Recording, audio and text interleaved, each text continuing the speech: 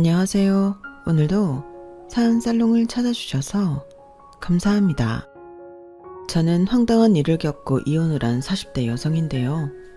시간이 좀 지났지만 그래도 그때 일을 떠올리면 여전히 화가 명치까지 치닫는 터라 이렇게 사연을 신청하게 되었어요.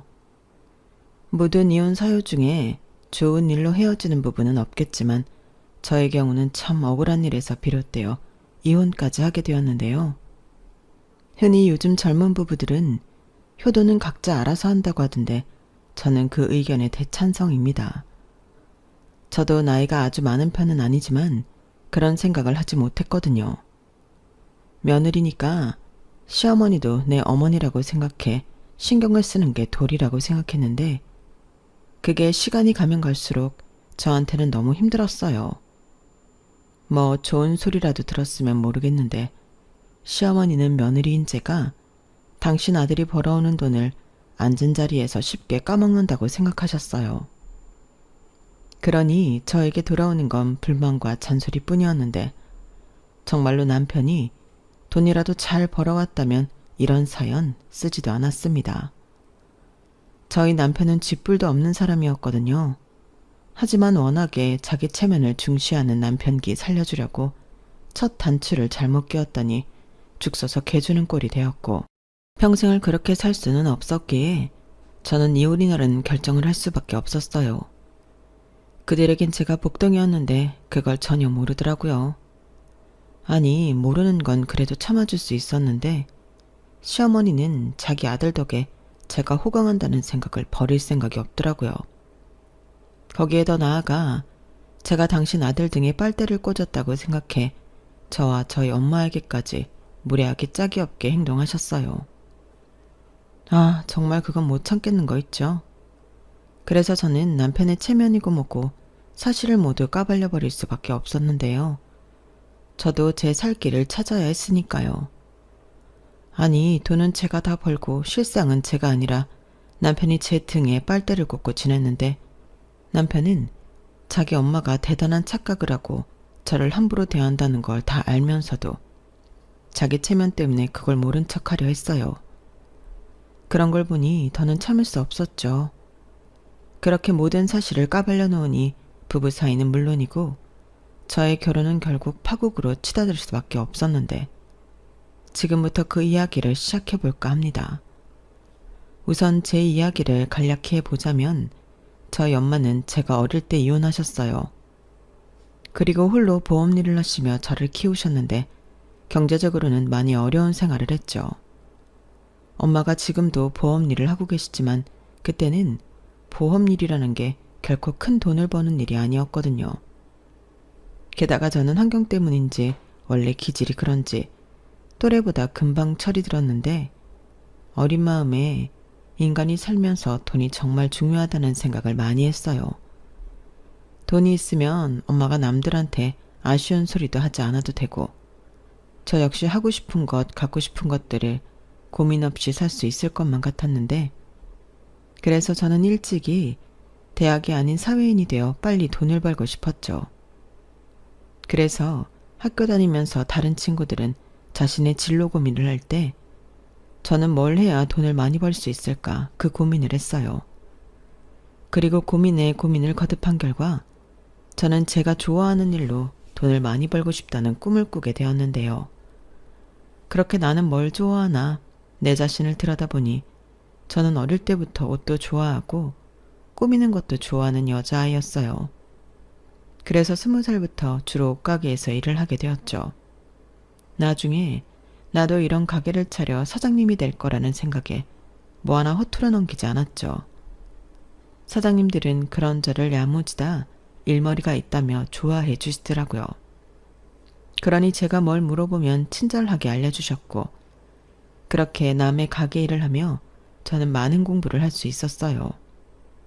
게다가 마지막에 일을 했던 가게 사장님은 제가 옷가게 일을 하고 싶어 한다는 걸 아시고 저를 데리고 도매상가를 돌기도 하셨는데요. 그때마다 감사하게도 사장님은 제 조카예요. 나중에 자기 가게 차린다고 이렇게 열심히 저를 쫓아다니네요. 사장님, 다음에 제 조카가 혼자 오더라도 잘해주셔야 해요. 제가 제 딸만큼 아끼는 족하거든요. 너 빨리 정중하게 인사드려. 여기 바닥은 다 여기 있는 사장님 손바닥이거든. 너 이모 얼굴 똥칠하지 말고 잘해라. 사장님, 다음엔 제가 저 말고 우리 조카만 보낼 테니까 잘 부탁드려요. 오늘 보니까 머리가 너무 예쁘게 잘 말렸다. 이렇게 저를 자연스럽게 도매 사장님들에게 소개해 주셨는데 저는 그 덕을 엄청 크게 봤어요. 지금까지도 도매 사장님들은 저를 사장님의 친조카를 알고 계신데 그때 사장님이 인맥을 소개해 주지 않았다면 제가 하나하나 그 텃세를 뚫고 자리 잡기까지 힘들었을 거라 생각합니다. 그래서 지금까지도 저는 사장님과의 인연을 소중하게 여기며 명절이나 스승의 날 같은 때 선물도 하고 식사 대접도 하고 있는데요. 사장님은 그때 제가 당신 젊었을 때 모습 같아서 도와주고 싶었다고 하셨어요. 그러고 보니 제가 일하는 데 있어 인복은 좋은 편이었어요. 그렇게 매일을 열심히 치열하게 살다 보니 저는 30대가 되기 전에 제 가게를 가질 수 있게 되었어요. 솔직히 목이 아주 좋고 평수가 있는 곳은 아니었지만 그 돈을 모으기까지 속된 말로 먹을 것 안 먹고 입을 것 안 입고 돈을 모았어요. 남들 눈에 제가 궁상맞게 보였을지도 모르겠지만 저에겐 꿈과 목표가 있었기에 그 시간이 힘들지 않았어요. 오히려 하루하루 제가 바라는 꿈에 가까워지고 있다 생각해 늘 신이 났었는데요. 그렇게 마련한 제 가게이다 보니 저는 너무 행복했어요. 남들이 볼 때는 코딱지만한 보세 옷가게일지 모르지만 저에겐 전부였고 천국이었죠. 거기에 쇼핑몰이라고 하기엔 조금 민망하고 온라인 스토어를 통해 인터넷 판매도 하기 시작했는데 저는 그간의 경험을 살려 질 좋은 옷을 합리적인 가격에 팔고 싶었죠. 사실 이 일을 하다 보니 세상엔 다 팔지도 못하고 폐기하는 옷이 엄청 많더라고요. 유행도 너무 잘 타고 또 한철 입고 끝이라는 나쁜 말로 싸구려 옷들도 대충 만드는 곳도 많았는데 저는 그런 옷을 팔고 싶지 않았어요. 이미 다른 곳에서 그런 옷들을 많이 팔고 있었으니 저는 좀 차별화를 두고 싶었죠. 디자인만 어필해 비싸게 옷을 팔아봤자 질이 떨어지면 그 옷도 낭비고 그 옷을 사간 고객도 다른 옷을 재구매하러 오지 않을 거라 생각했어요.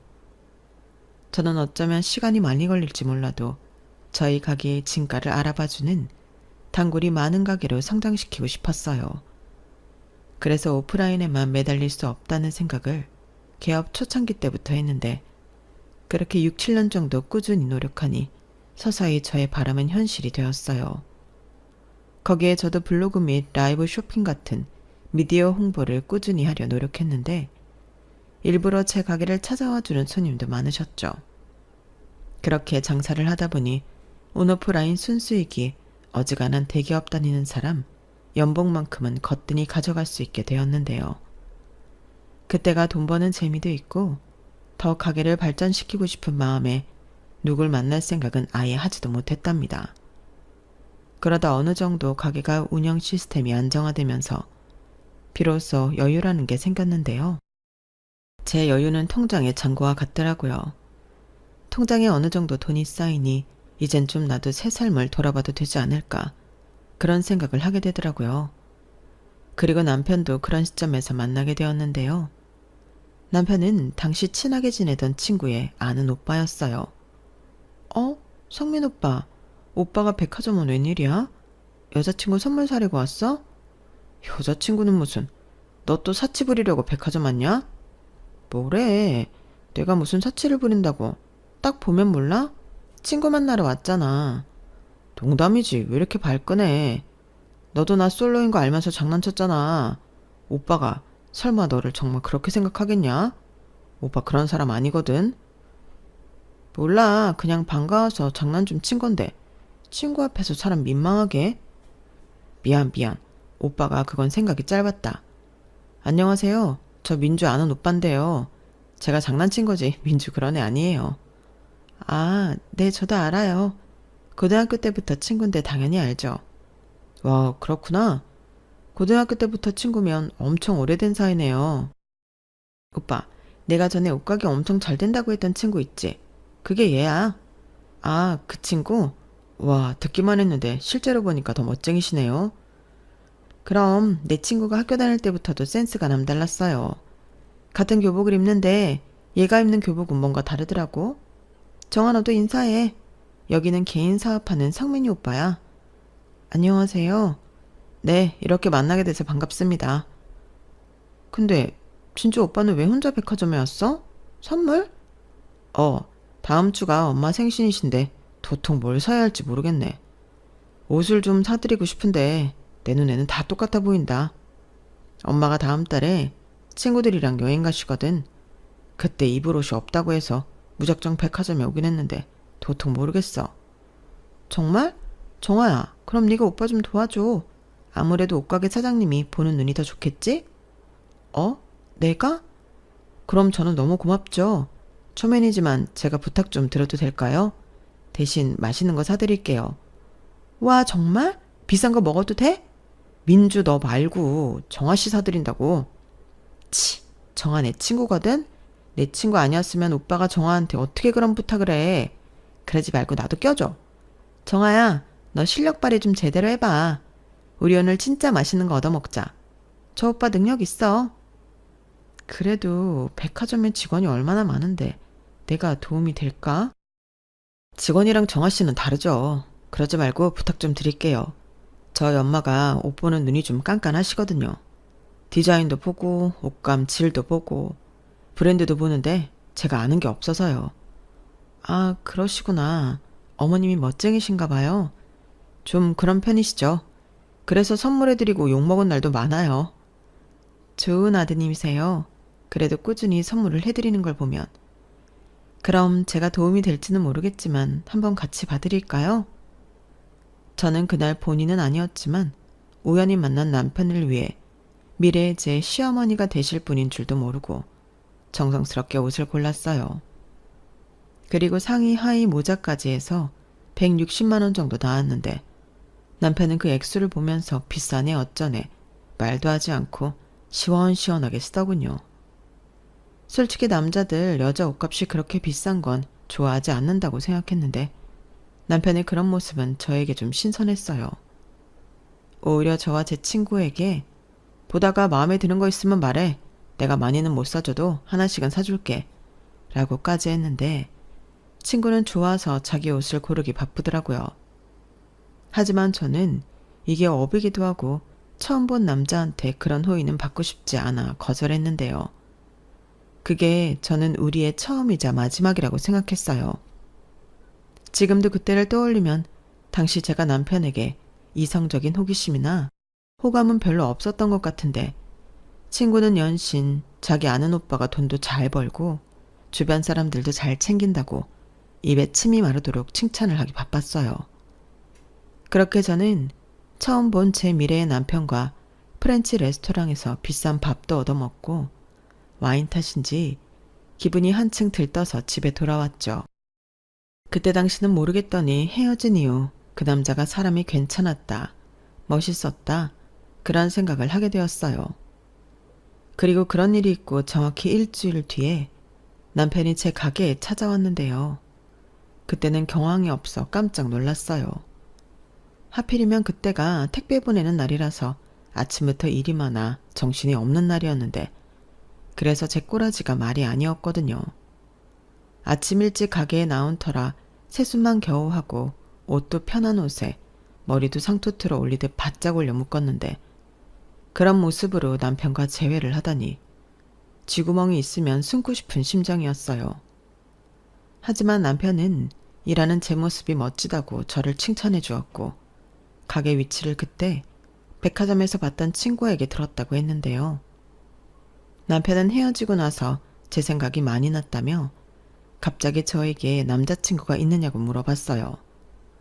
그러고는 얼굴이 금방이라도 터질 것 같이 새빨개졌는데 자기도 염치 없지만 용기를 내서 찾아왔다고 수줍게 말하더라고요. 지금 생각해보면 참 멋대가리도 없는 데 씌었는데 저는 남편의 수줍어하는 모습에 귀엽다고 생각했어요. 그리고 그날 시키지도 않았는데 택배 보내는 일부터 가게 일을 도맡아 처리했고 그날 이후 남편의 꾸준한 애정 공세가 시작되었는데요. 가랑비에 옷이 젖는다고 간식 사다 주고 힘든 일 있으면 슈퍼맨처럼 나타나 뚝딱 처리해주는 등 저는 점점 남편에게 빠지게 되었어요. 그리고 그때 만난 친구의 말처럼 남편은 능력도 있어 보였는데요. 같이 다니면 제가 돈이 없는 것도 아닌데 제 돈은 일절 쓰지 못하게 하더라고요. 어허, 오빠랑 있을 때는 지갑 꺼낼 생각도 하지 마. 내가 설마 여자친구 만나면서 돈 쓰게 할까? 라고 했는데 그 모습이 저는 자신감이 있어 보이고 좋았어요. 남자가 없어서 궁상 떠는 것보다 그게 설령 다른 사람 눈에는 허풍이나 허세처럼 보일지라도 저는 돈을 쓸 때는 시원하게 쓰는 게 더 멋있다고 생각했거든요. 그리고 연애하면서 이야기를 자주 나누다 보니 남자친구는 이남 중 차남으로 위로 형이 있다고 했어요. 형보다 자기 어머니에 대한 효심이 지극하더라고요. 저도 홀어머니 밑에서 자랐고 남편 역시 아버지가 병으로 돌아가셔서 홀어머니 밑에서 자랐는데 그래서일까요? 저희 두 사람은 자기 엄마에 대한 생각이나 마음이 비슷해서 대화가 잘 통했어요. 그렇게 연애를 2년 조금 넘게 했는데 특별하게 싸운 기억도 없었고 남편은 제가 당신의 천생연분이라며 하루라도 빨리 결혼하고 싶어 했죠. 제가 당시 엄마와 살다 따로 나와 지내고 있었는데 청약이 당첨되어 기다리던 아파트가 완공이 되었거든요. 그리고 청약 받았을 때부터 그 집이 완공되면 엄마랑 둘이 살아야겠다 생각하고 있었는데 제가 연애 중이라는 걸 알고 있던 엄마는 제 아파트에 들어가지 않겠다고 완강하게 말씀하셨어요. 이유는 뻔했죠. 뭐하러 나까지 그 집에 들어가니? 너 시집 가야지. 그 아파트에 신혼살림 차려도 되고 아니면 팔아서 더 큰 집 가. 엄마는 지금 사는 집이 편하고 좋아. 어차피 혼자 사는데 이 정도면 딱이지. 라고 하셨는데 저는 엄마에게 그 아파트를 주고 시집을 갈 생각이었거든요. 기껏 어렵게 청약받아 돈까지 다 냈는데 시집 간다고 홀랑 팔아버리고 싶진 않았어요. 그러다 이 사실을 알 리 없던 남편의 프로포즈를 받았고 저는 고민할 수밖에 없었는데요. 그런데 남편의 말이 지금 수금이 밀려서 묶인 돈 때문에 한 2년은 월세에 살아야 한다고 하더라고요. 그럼 결혼을 아예 2년 뒤에 하면 되지 않겠냐고 하니 우리 엄마가 장가가라고 하도 난리셔서 형은 장가가서 애까지 있는데 나만 장가 안 가고 나이만 먹는다고 올해까지도 안 가면 선 봐서 며느리 드린다고 하는데 내가 정한 너를 두고 어떻게 딴 여자를 만나? 그건 있을 수도 없는 일이지. 라고 했는데요. 그 말을 듣는데 괜히 조급한 마음이 들었어요. 막말로 내가 집이 없는 것도 아닌데 괜히 사랑하는 남자를 딴 여자한테 뺏길까 묘한 질투심이 났죠. 저는 그게 제가 똥 밟는 건 줄도 모르고 내가 아파트가 있으니 그럼 월세 말고 그 집을 신혼집으로 하자고 말했는데 남편은 정말 몰랐다며 깜짝 놀라며 좋아하더군요.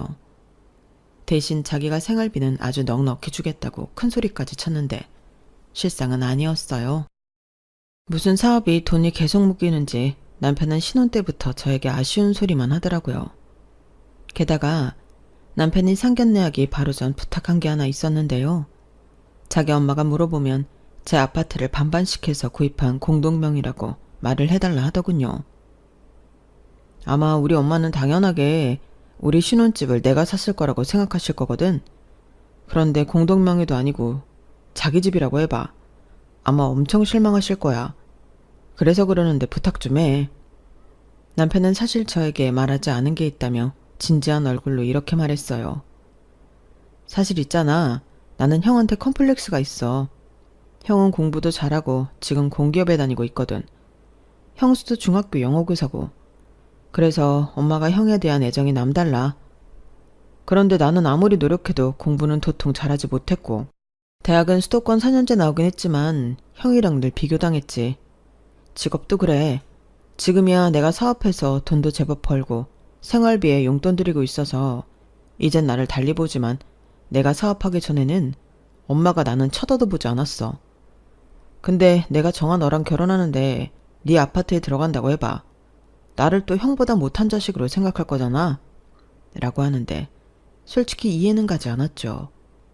결혼하는 마당에 자기 엄마가 자기한테 실망을 좀 하면 어떤가요? 우리만 잘 살면 될 일인데 남편은 평생 차별받고 살았기 때문에 앞으로는 그러고 싶지 않다고 했어요. 거기에 형까지 요즘은 자기를 달리 보고 인정도 해주는데 자기 사업이 요즘 좀 힘들다는 걸 알면 다시 자기한테 한심하다느니 답이 없다느니 그런 소리를 할 것 같아 의식이 된다고 하더라고요. 그때 당시 남편의 사업은 좀 힘들다고 했는데 워낙에 그동안 벌어놓은 것이 있어 자기는 극복할 수 있다고 했어요. 그런데 자기 가족들은 그런 건 하나도 안중에 없고 눈에 보이는 결과만 본다며 아마 저도 자기 형수랑 비교를 당할 수 있다고 저도 하지 않는 걱정을 한가득 했는데 저는 오히려 그 모습이 짠하더군요. 남이라고 할 수는 없지만 다른 사람을 의식해 스스로 피곤하게 사는 거잖아요. 하지만 제가 사랑하는 마음이 커서인지 얼마나 어릴 때부터 받은 상처가 크면 저럴까 측은하게 느껴졌는데 그래서 저는 알겠다고 했어요. 정말로 명의를 공동명의 해달라는 것도 아닌데 말이야. 사랑하는 남자를 위해 해줄 수 있다고 생각했던 거였죠. 하지만 그건 제 고생의 길의 서막이었는데요. 결혼 후 저는 남편의 엄청난 거짓말에 강한 배신감을 느껴야만 했거든요. 그 거짓말이 뭐냐면 남편은 애시당초 자기 사업을 하는 사람이 아니었는데요. 그냥 작은 사업체의 직원이었어요. 월급도 야근이나 특별수당 같은 걸 많이 받으면 300만 원 정도였고 일이 너무 없을 때는 200 정도였는데 솔직히 기가 막혔죠. 남편은 알고 보니 평균적으로 한 달에 250만 원에서 왔다 갔다 하는 돈을 벌고 있었어요. 그걸 어떻게 알게 되었냐면 제가 제 사업을 하다 보니 종합소득세 같은 걸 신고하고 납부하니 남편은 어느 정도 냈는지 궁금해서 물어봤거든요. 게다가 이젠 여자친구가 아닌 제 와이프인데 남편 회사가 어디 있는지는 알아야 하지 않겠어요. 그래서 결혼 후 이것저것 물으니 남편은 하는 수 없다는 듯 사실은 털어놓더라고요. 게다가 자기 엄마한테 매달 100만 원씩 생활비를 드리고 있었는데 그 쥐꼬리만한 월급에서 100만 원을 따박따박 붙여드리고 있다고 했어요. 우리 엄마가 달리 소득이 없으니까 나는 형이랑 100만 원씩 생활비 드리고 있어. 라고 하는데 황당 그 자체였어요. 아주버님이야 돈을 제법 버니 100만 원씩 척척 낼 수 있겠지만 저희 남편은 완전히 황새 쫓아가려다가 뱁새 다리 찢어지는 꼴이었어요. 하지만 그놈의 가오가 뭔지 남편은 그럼에도 불구하고 꾸역꾸역 자기 엄마와 형에게 돈 잘 버는 사업과 코스프레를 하고 싶어 했는데요. 그래놓고 저한테까지 속이며 생활비까지는 가져다 줄 수 없으니 이실직고 하는 거였어요. 그러면서 또 한다는 말이 제가 자기가 사업사 하는 사람이 아니라고 하면 결혼 안 해줄 것 같아 거짓말을 했다고 했는데 저는 완전히 뒤통수를 3개 얻어맞은 기분이었어요. 정아야, 거짓말해서 미안해. 근데 나도 중간에서 마음고생 많이 했어. 사실 나 사업하다 여러 번 망했었고 사업보다는 안정적인 월급쟁이가 낫다고 생각해서 지금 일에 만족하기도 하는데 자기 친구 있잖아, 민주. 민주는 내가 사업할 때부터 알던 동생이라 갑자기 나 사업 망해서 지금은 남 밑에서 일한다고 할 수가 없었어. 그래서 말 못한 거야. 그래도 그렇지. 그럼 적어도 우리 결혼하기 전에는 사실을 말했어야 하지 않아? 지금 얼마나 많은 사람을 속이고 있는 건데 내가 무슨 자기 돈 보고 결혼했어? 사실대로 말했어야지. 그건 그런데 나는 자기한테 잘난 남자이고 싶었단 말이야. 그래서 다시 사업을 해야 하나 고민까지 했는데 사업도 돈이 있어야 하지. 뭐라고? 나한테 잘 보이고 싶어서 사업을 한다고? 사업이 무슨 애들 장난이야? 누가 그렇대. 나도 여러 번 망해봐서 사업 어려운 거 알아. 그래서 더 자기가 대단하다고 생각한다고. 나는 그것 말고는 정아 너 속인 거 하나도 없어. 내가 앞으로 열심히 일해서 돈 많이 벌면 되잖아. 어? 거짓말한 건 진짜 미안해. 한 번만 봐주라. 그러니까 누가 돈 때문에 그러냐고. 난 끝까지 자기가 날 속인 게 너무 화가 나는 거야. 정아 널 너무 사랑해서 그랬다니까. 놓치기 싫어서 그랬어. 내가 별 볼 일 없는 남자였어 봐. 네가 날 과연 좋아했을까? 그야. 저는 남편의 풀 죽은 모습에 머릿속이 복잡했어요. 맹세코 저는 남편의 돈 때문에 남편을 사랑한 건 아니었는데 남편이 저렇게 확고하게 말을 하니 또 제 마음속의 한 구석은 그런 마음이 있지 않았을까 선뜻 아니라고 확답을 하지 못하겠더라고요.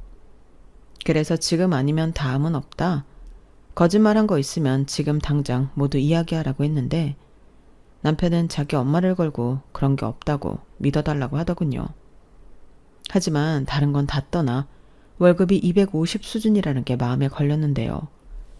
그중에 100만 원은 시어머니 드리고 150만 원 남은 거에서 자기 쓰는 카드값 교통비 100만 원 쓰면 저에게 가져다 주는 돈은 50만 원에 불과했어요. 그것도 말이 50만 원이지 카드값이 오버하면 받지도 못하는 돈이었는데요. 그러니 생활비는 제 돈으로 쓰게 되었죠. 한 1년 정도 지나니 남편은 아예 저한테 따로 돈을 주지도 않았는데 자기 집에 가서는 시어머니나 아주버님 내외에겐 여전히 돈을 잘 버는 사업가 코스프레를 하려 했어요. 당연히 저는 그게 너무 싫었죠. 그래서 초반에는 부부싸움도 엄청 했는데요. 남편은 자기 체면을 생각해 그 정도는 맞장구 쳐줄 수 있는 거 아니냐고 뻔뻔한 모습을 보였어요. 사실상 그때부터 부부 사이는 금이 가고 있던 거였는데 결혼은 연애랑 다르니 헤어짐을 결정하는 건 쉽지 않았죠. 다만 그때까지는 남편이 저에게 직접적인 이혼 사유가 될 만한 행동을 하지 않는다는 것도 한몫했는데요. 남편은 허세를 부리기를 좋아하고 돈을 잘 벌지 못한다는 것만 빼면 데리고 사는 데는 문제가 없었어요. 집안일도 알아서 척척하고 술 문제, 여자 문제, 주식이나 도박 같은 것도 하지 않았는데 제가 가게 일이 바쁘고 힘든 날이면 그것까지 와서 기꺼이 했거든요. 그러니까 시댁과 연관되어 있지 않으면 굳이 제 앞에서 허세를 떨지 않았으니 그럭저럭 괜찮은 남편이었는데 저희 친정엄마는 남편이 저와 당신에게 잘하니 그것만으로 당신 사위를 엄청 챙기고 좋아하셨죠. 엄마는 아빠한테 그런 대접을 받아본 적이 없다며 딸인 저라도 다정한 남자를 만나 다행이라고 하셨거든요. 게다가 허세 떠는 걸 좋아하는 남자는 저희 엄마한테도 참 잘했는데요. 친정엄마를 모시고 식사를 할 때면 알아서 비싼 식당을 예약해 그 돈을 자기가 내곤 했어요. 거기에 남편은 장모 선물도 빼먹지 않고 자기 돈으로 사왔는데 그러니 저희 엄마는 당신 사위를 좋아할 수밖에 없었죠. 그리고 그렇게 사위 잘 둬서 좋다고 하는 엄마를 보고 저 역시 참고 산 건 또 있었는데요. 하지만 남편이 그렇게 저희 엄마한테 점수를 따는 동안 시어머니는 며느리인 저한테 사사건건 시비를 걸지 못해 안달이셨어요. 한 번은 제 가게에 놀러를 오셔서는 가게라고 코딱지만한데 너 여기서 돈은 벌긴 하니? 라며 얼굴 가득 인상을 찌푸리셨는데 저는 그게 은근 자존심이 상했죠. 그래서 어머니, 저 여기서 꽤 벌어요 라고 했는데요. 시어머니는 족제비 눈을 하고는 벌긴 뭘 벌어? 옷 가격도 그래. 이렇게 싸게 팔아서 얼마를 남기니? 우리 아들만 고생하겠네. 라며 제 말을 믿지 않으셨어요. 허세에 거짓말을 하고 있는 건 당신 아들인데 제가 돈도 못 벌면서 자기 앞에서 큰 소리 친다고 생각하시는 눈치였다니까요. 그리고 시어머니는 당신 아들이 돈을 잘 버니 제가 당신 아들 돈으로 돈 많은 사모님 놀이를 하고 있다 생각하셨는데 그런 생각을 하게 된 계기가 딱 한 번 있었어요. 그건 바로 제 위 형님 때문이었는데요. 저희 형님은 직업이 교사이긴 하나 명품도 좋아하고 사치가 좀 있는 편이셨어요. 저도 뭐 직업도 그렇고 마음에 드는 건 가격을 생각하지 않고 명품이든 보세든 사는 편이었는데 아무래도 옷 코디 사진을 찍을 때 가방이나 신발 같은 건 좀 좋은 걸로 매치해야 옷도 살아나거든요. 그래서 저도 명품 가방은 꽤 있는 편이었죠. 그날은 아주버님 생신으로 시댁에서 가족들끼리 밥을 먹기로 한 날이었는데 아무 생각 없이 샤넬 가방 하나를 메고 가게 된 게 화근이었어요. 평소에 그 가방을 갖고 싶었다는 형님이 오지랖을 떨기 시작했거든요. 어머 동서, 이 가방 산 거야? 나는 너무 비싸서 가서 구경만 하고 못 사는데 동서는 간도 크다. 어떻게 이걸 살 생각을 다 했어? 이거 내 월급 2달치는 줘야 하던데. 서방님이 진짜 동서한테 잘해주나 보다. 이런 가방도 사주고. 부럽다. 라고 했는데 그 가방은 순수하게 제 돈으로 산 거라 황당했죠. 그런데 남편은 저한테 아무 말 하지 말라는 듯 눈짓 손짓 난리도 아니었고, 형님은 제가 아무 말도 하지 않으니 시어머니한테 제 가방을 가져가 이야기하기 시작했어요. 그러자 시어머니가 도끼 눈을 뜨고 저에게 다가와 심한 말을 퍼붓기 시작했는데요. 지금 생각해도 억울하고 분하기만 한데 제가 왜 제 돈으로 산 가방을 가지고 혼나야 하죠? 이 가방이 그렇게 비싼 거니? 아, 너는 생각이 있어 없어?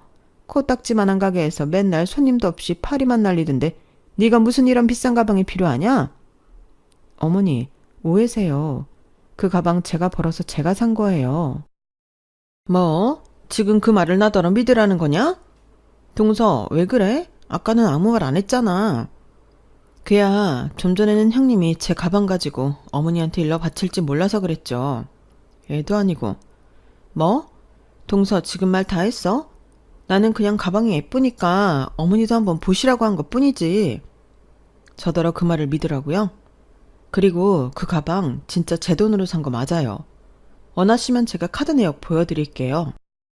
됐다. 네가 긁고 그 돈을 우리 아들이 갚아줬겠지. 너는 고졸이라 그런지 그런 말을 해도 뭐 그렇게 허술하니? 이래서 내가 고졸 며느리는 보고 싶지 않았던 거야. 뭐라고요? 엄마 그만해. 갑자기 여기서 학벌 얘기가 왜 나와? 우리 정아 집 평점 때문에 대학 못 간 거지. 공부 못해서 그런 거 아니거든? 그리고 그 가방도 우리 정아가 산 거 맞아. 형수, 뭘 그런 거 가지고 일을 크게 만들어요. 누가 사면 어때요? 아니 도련님, 야, 너 지금 네 형수한테 뭐라고 하냐? 나도 뭐라고 하나는? 그래, 내 와이프인데 보아하니 재수씨 감사하려고 하나 본데 그런 건 니네 집에 가서 해. 괜히 내 생일에 분위기만 망쳤잖아. 저는 아주버님의 말에 속에서 천불이 끓었어요. 이 분위기를 처음 망치기 시작한 게 당신 부인인데 왜 저를 원망하는 건지 입맛도 떨어지고 시댁에 있고 싶지 않더라고요. 그러자 제 눈치를 보던 남편이 오늘은 날이 아닌 것 같다며 우리 먼저 일어나자고 했는데 시어머니는 저 때문에 당신 막내 아들이 그러는 거라며 제 뒤통수에 대고 불만을 이야기하셨지만 남편은 자기가 알아서 수습하겠다고 저를 데리고 시댁을 나왔어요.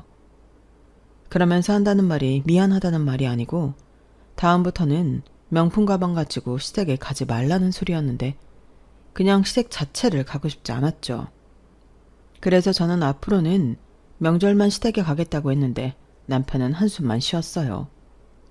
제가 꼬라지가 났다는 거였죠.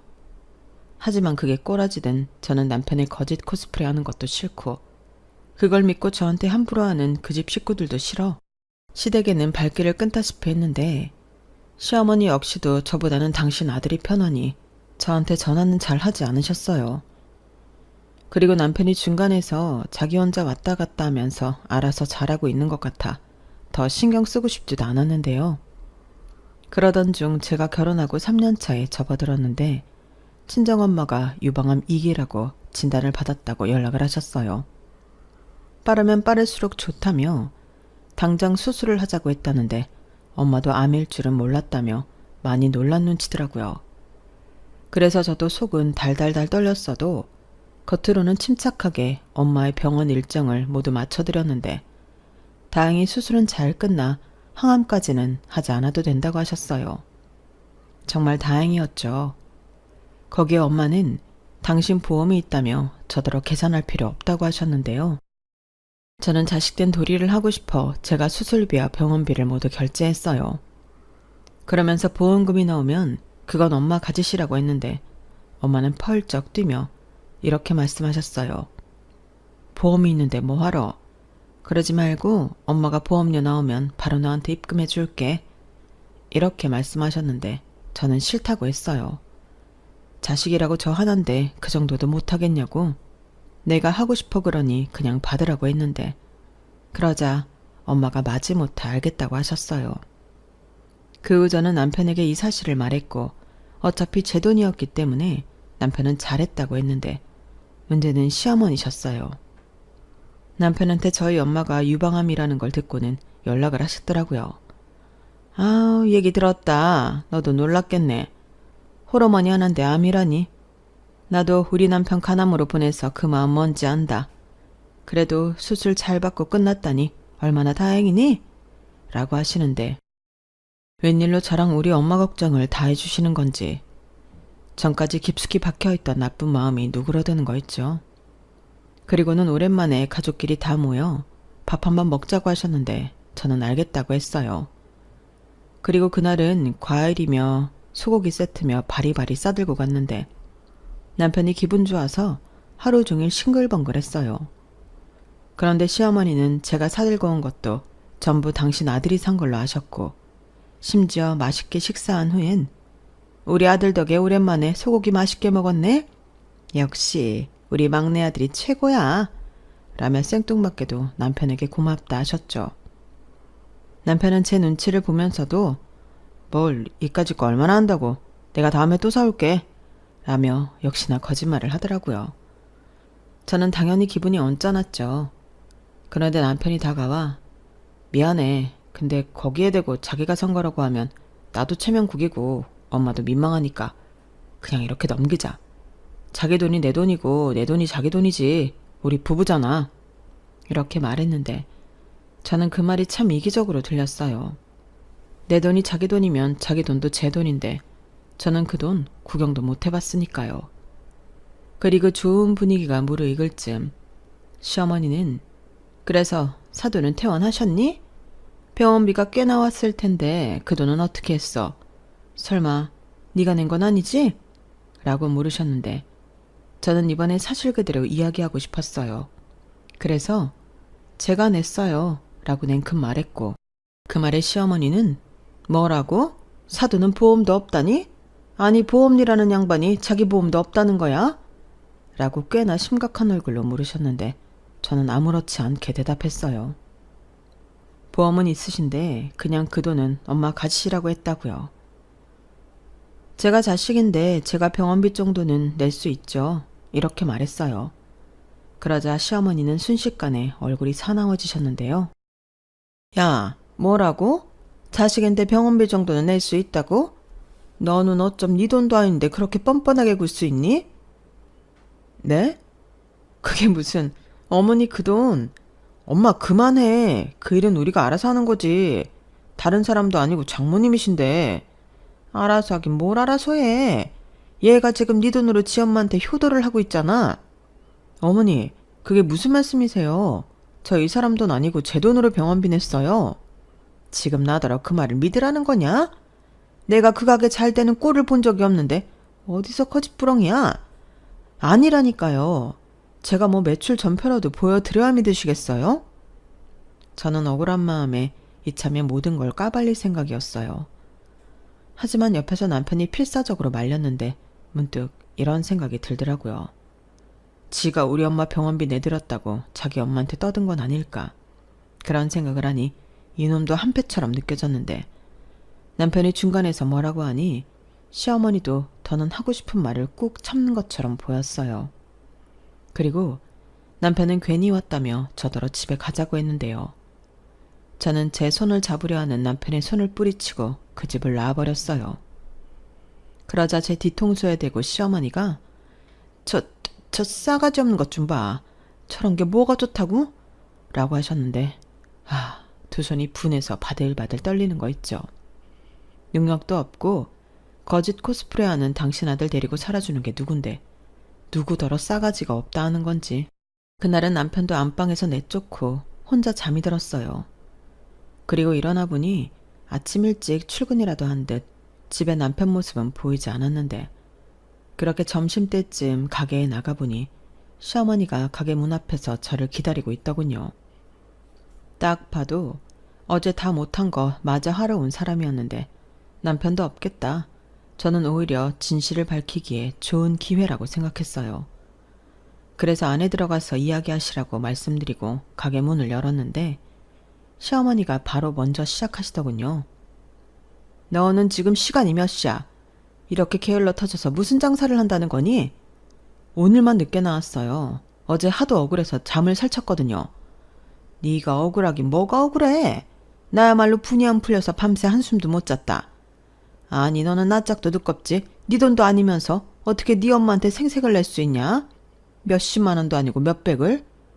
몇백이나 많아 제 돈이라니까요. 무슨 말도 안 되는 소리야. 너 남의 돈으로 기분 내는 거 아니다. 얘가 진짜 큰일 나래네. 안 되겠다. 너 가만히 있어. 시어머니는 갑자기 핸드폰을 꺼내더니 뭘 찾고는 바로 통화 버튼을 눌렀어요. 그러고는 네 사돈 접니다. 퇴원하셨다는 말은 들었는데 몸은 괜찮으세요? 라고 하는데 저는 진짜 깜짝 놀랐어요.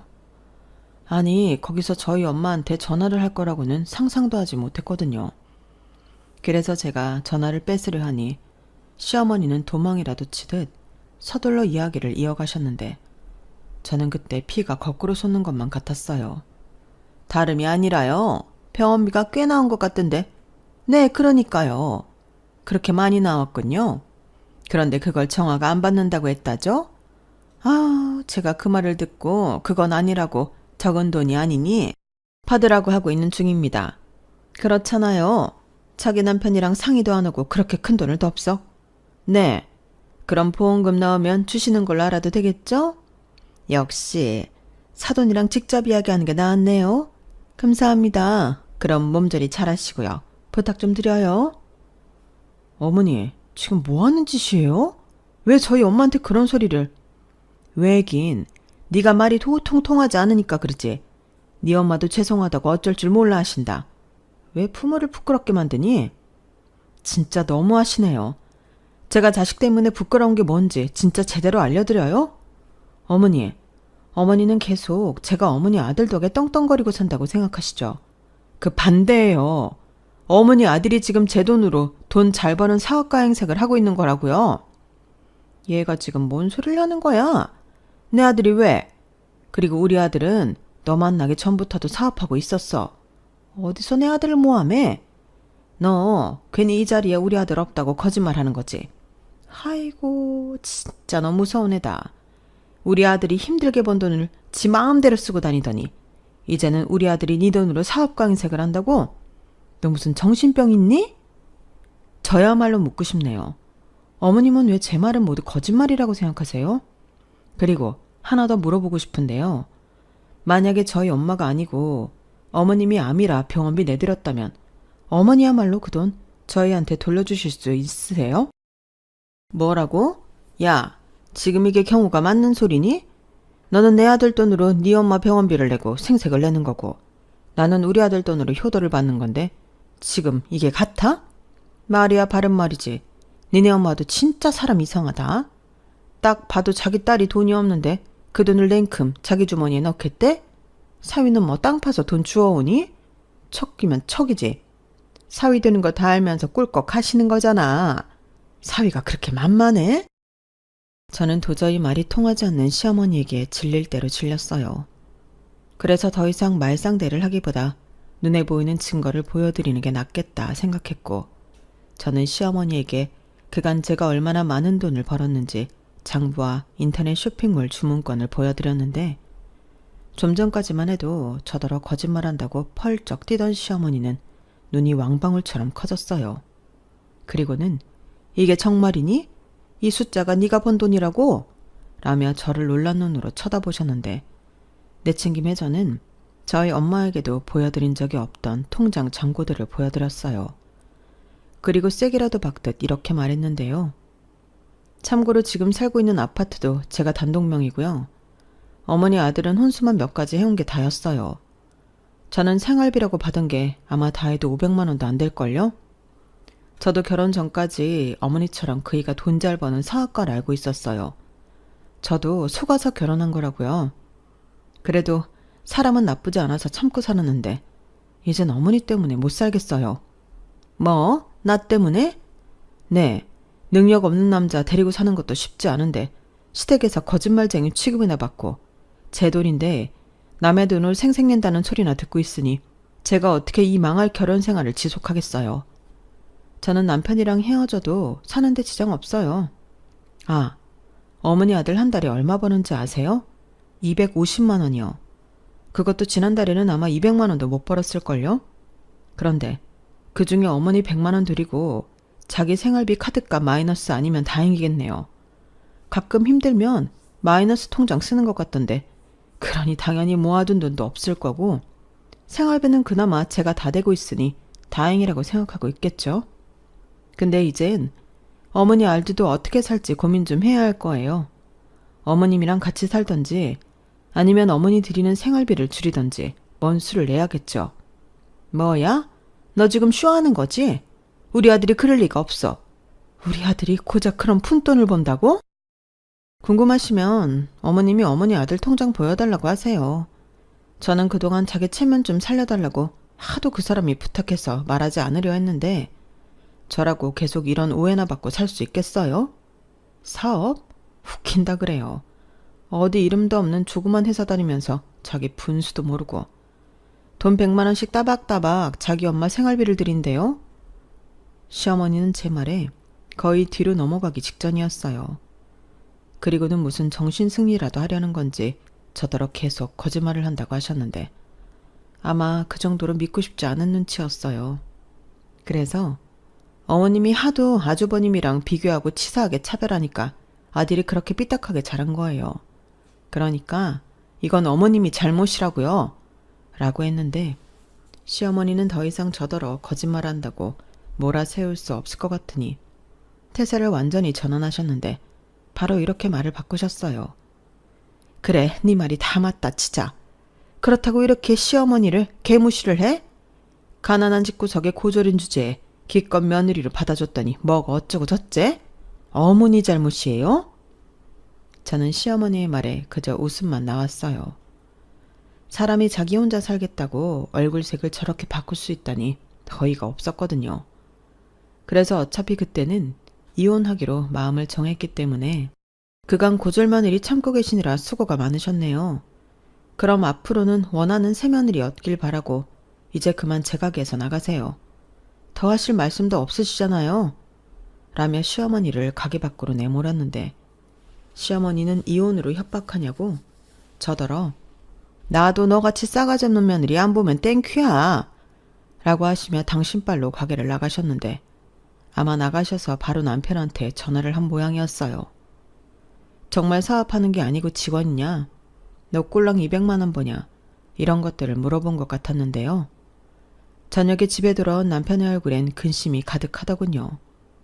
그러면서 저한테 실망했다며 다그치기 시작했는데 저더러 너 살려고 자길 팔았냐고 어떻게 그럴 수 있냐고 하는 거 있죠. 그동안 지 살자고 접한 건 생각도 안 하고 저런 말을 하는데 저런 놈 뭐가 좋다고 봐주고 살았나. 저는 제 지난날의 선택을 진심 후회했어요.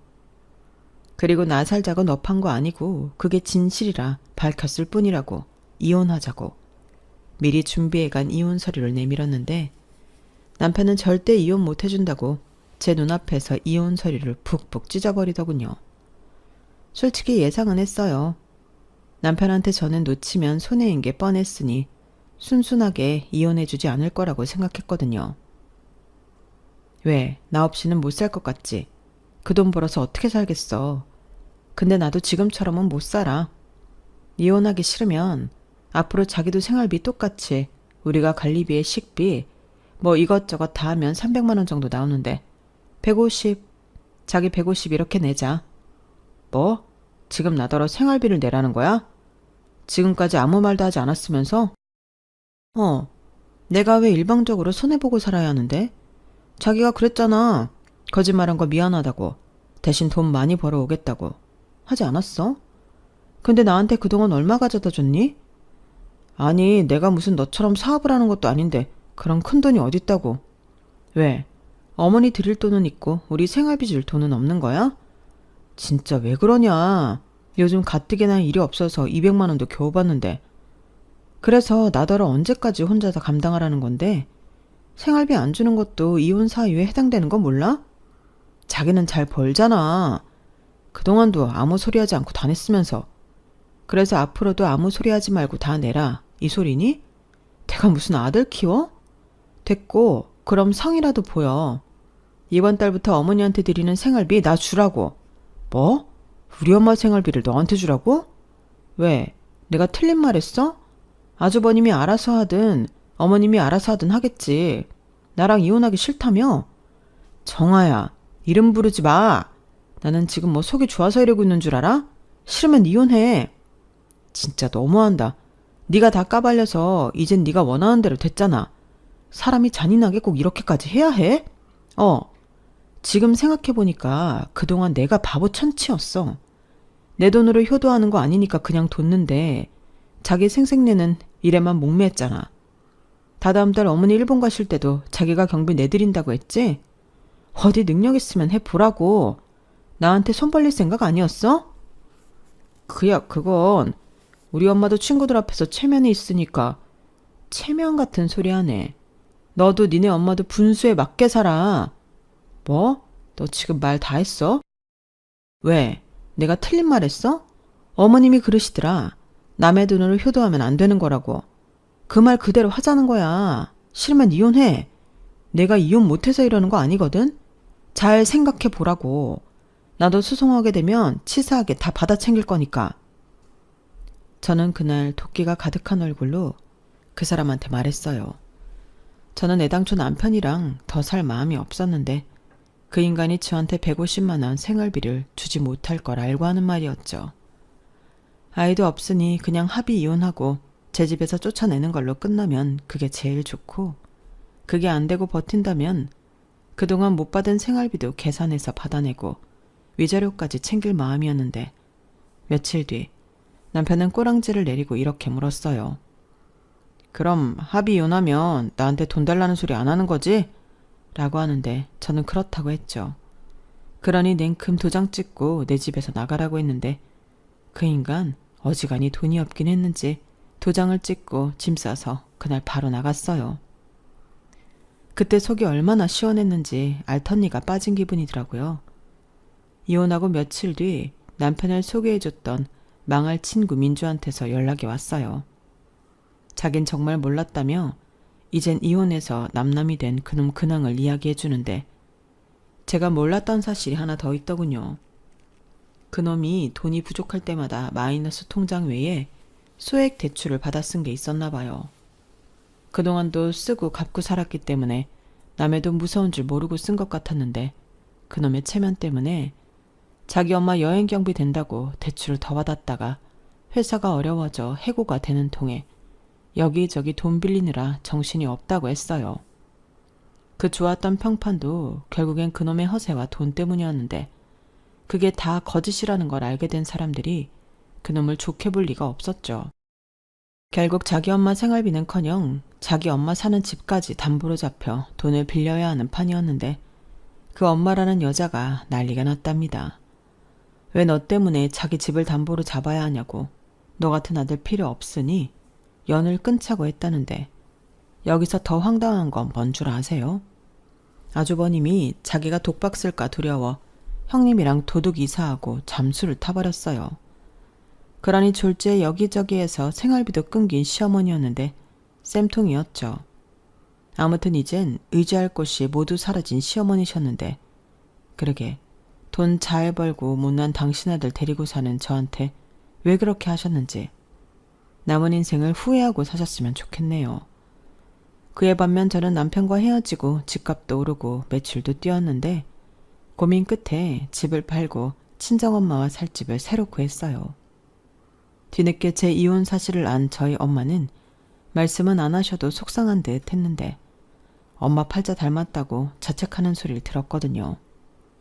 그래서 그런 거 아니라고, 더 잘 살려고 이혼한 거라며 엄마에게 제 진심을 얘기했는데, 엄마는 혼자 사는 삶이 녹록지 않다며 걱정이 이만저만이 아니었어요. 그래서 저는 벌어놓은 돈도 있고 엄마랑 재미있게 살 거라며 걱정하지 않아도 된다고 했는데, 그때 처음 느꼈어요. 우리 엄마도 많이 약해졌다는 걸요. 아마 몸이 아프면서 마음도 많이 약해진 듯 했는데, 제가 이혼한다고 너무 신경도 못 쓰지 않았나 후회가 밀려왔어요. 그래서 혼자 하던 사업을 직원 2명을 뽑아 매장과 온라인 판매를 담당하게 만들고 저는 엄마와 시간을 많이 보내려 노력하기 시작했는데 솔직히 인건비는 뽑고도 남을 정도로 매출이 잘 나오기에 저는 편하게 엄마 곁에 있을 수 있었어요. 그렇다고 아주 제가 손을 떼고 있는 건 아니라서 솔직히 정신은 없는데 그래도 일도 엄마도 챙길 수 있으니 당분간은 지금처럼 생활하려 합니다. 엄마랑 여행도 많이 다니고 전에는 바쁘고 돈이 없어 만들지 못한 추억도 많이 만들 생각인데요. 거기에 더불어 누구처럼 거짓말이 아닌 진실로 엄마가 자랑스러워할 수 있는 멋진 딸이 되고 싶네요. 지금은 바람이 있다면 저희 엄마가 완치 판정을 받고 저랑 더 많은 시간을 함께하는 건데 부디 그 바람이 이루어질 수 있길 소망하며 제 이야기는 이만 줄이도록 하겠습니다. 쓰다 보니 글이 많이 길어졌는데 끝까지 들어주셔서 감사해요. 여러분들은 부디 저처럼 이상한 사람들 때문에 스트레스 받지 말고 좋은 사람들 속에 재미있고 행복한 시간만 보내시길 진심으로 바라겠습니다. 그럼 뭐니 해도 건강 잘 챙기시고요. 저는 이만 마지막 인사를 올릴게요. 지금까지 제 사연 함께 해주셔서 감사합니다. 안녕히 계세요. 여러분, 사연 댓글에 응원과 현명한 조언 부탁드려요. 좋아요와 구독은 저에게 큰 힘이 됩니다. 오늘도 좋은 일 가득하세요.